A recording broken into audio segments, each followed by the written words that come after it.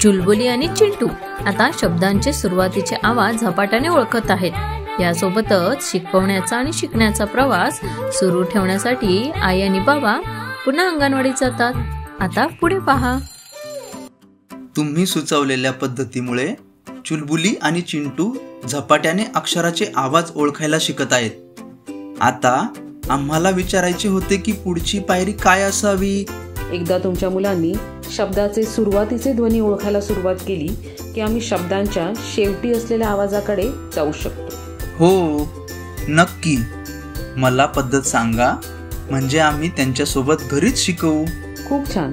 तर तुमच्याकडे शब्दांच्या शेवटी स आणि ळ सारखे ध्वनी आहेत। उदाहरणार्थ बस, रस, फळ, नळ इत्यादी।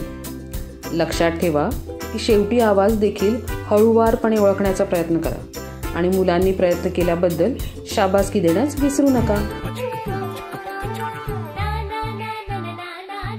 खेळणे बस कर, घरी चल, चल खा फळ। अशा प्रकारे अंगणवाडी ताईंनी वेळोवेळी घरी शब्दांच्या शेवटचे आवाज शिकत राहण्याची सूचना केली। मित्रांनो, मुलांसाठी अक्षरांची सुरुवातीचे आणि शेवटचे आवाज शिकणे का महत्त्वाचे आहे हे जाणून घेण्यासाठी आमच्याशी जोडून राहा।